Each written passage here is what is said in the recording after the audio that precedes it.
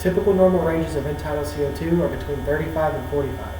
The rule of thumb is that if you're breathing too fast, the number goes down, and if you're breathing too slowly, the number goes up. Typically, this is correct, but we can use this tool to do so much more. End-tidal CO2 and capnography, when understood and used correctly, can be the tool you use in many situations.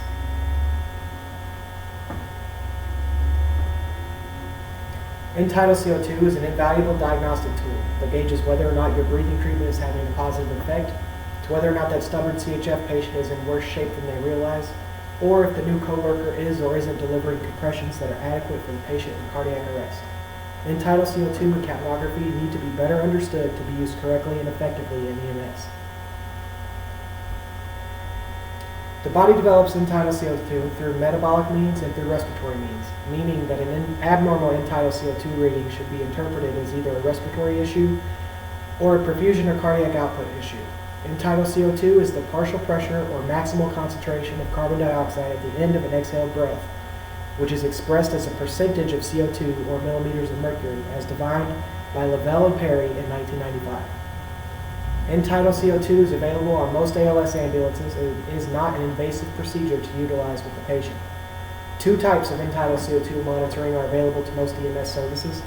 Side-stream end-tidal CO2 monitoring is offered in the form of a combination oxygen delivery device resembling a nasal cannula and is used when patients are spontaneously breathing.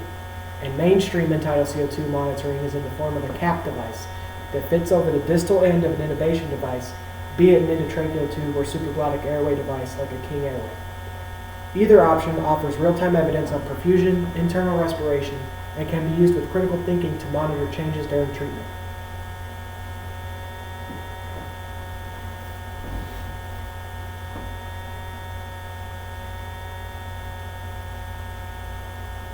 You've just given your suspected asthma attack patient a nebulized albuterol ipratropium bromide breathing treatment after they've experienced significant respiratory distress for an extended amount of time.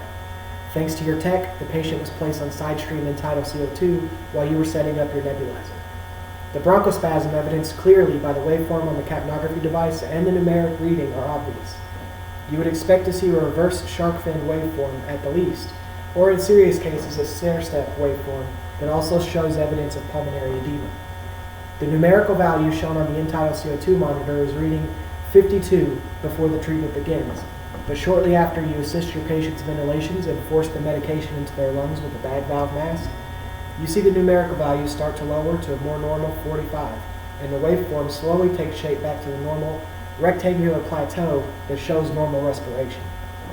Thanks to your end-tidal CO2, you can see physiological evidence of improving internal respiration even before the patient's anxiety levels decrease. Patients are usually anxious until way after the treatment has worked. End-tidal CO2 can show you that your interventions are working way before the patient even realizes it. End-tidal CO2 can also be used for things besides respiratory complaints. An abstract presented in a symposium article in November 1985 by physicians Whale, Becerra, Rakow, and Trevnio that I found on scholar.google.com presents information that for the first time made a correlation between cardiac output and end-tidal CO2. They found that when the cardiac output of the test subjects was less than normal, a significant and concurrent decrease in end-tidal CO2 was produced. We can make the connection in EMS that if a patient is experiencing worsening cardiac output, we would theoretically see a very low numerical end-tidal CO2 reading as well as minimal waveform activity with normal or pseudo-normal respirations. Our stubborn CHF patients think they are fine, even though their family members have said that they are becoming increasingly lethargic and don't seem to be themselves. The patient experienced a near syncopal event and EMS has been called to the scene. We placed the patient on end-tidal CO2 side stream through a nasal cannula combination device and assessed the reading. We know the situation is more serious than the patient would like to admit based on the lower than normal numerical value we are seeing, despite the absence of abnormal respirations. Typically, to get a lower than normal reading, we expect the patient to be breathing very fast. If this evidence is found in someone with a cardiac history who is breathing normally, it is a great sign that cardiac output is less than normal, which can foreshadow cardiac arrest. Armed with the information we gathered on the scene with end-tidal CO2, we can educate the patient and convince them to seek treatment at the ER before a serious cardiac event takes place. But what about the patients that go into cardiac arrest before we can prevent it? Patients in cardiac arrest are intubated, if at all possible, and through these airway interventions, we have an opportunity to measure many things with end-tidal CO2. The mainstream end-tidal CO2 device is placed in line between the distal tip of the airway device and the bag valve mask, interpreting every exhaled breath directly and more accurately than side-stream devices. We already use end-tidal CO2 as a way to gauge whether or not our airway interventions are placed correctly, isolating the patient's trachea to allow free airflow.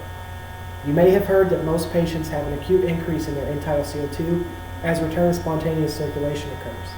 This is all very useful, but what about real-time measurement of CPR effectiveness? End-tidal CO2 can directly interpret effectiveness of compressions in a cardiac arrest situation.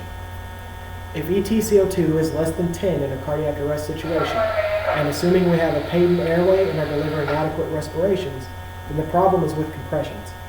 If we're delivering high-quality compressions and we get the same reading of less than 10, we can assume we have a respiratory issue and focus on correcting some error with our intubation. This, in combination with correct administration of sodium bicarbonate when indicated by respiratory or metabolic acidosis, shown by a very high end-tidal CO2 reading, we can maintain the cellular and respiratory metabolism of our patients in cardiac arrest. Most often, we find that our intubation efforts are intact and without issue. However, our end-tidal CO2 is very low. Focus first on correcting compressions and watch the number rise.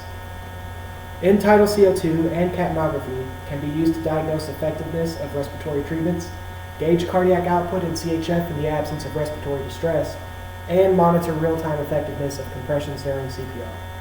End-tidal CO2 and capnography are not used to their full potential in EMS regularly, but are an invaluable tool we need to understand and use correctly. EtCO2 and capnography can measure a lot more than what EMS professionals use them for on a daily basis. A diagnostic tool that can show evidence of treatment working before other means of evidence are presented, a diagnostic tool to gauge spontaneous cardiac output, and a diagnostic tool to show real-time compression effectiveness. With this education, better patient outcomes and a broader grasp on patient care in general can take place.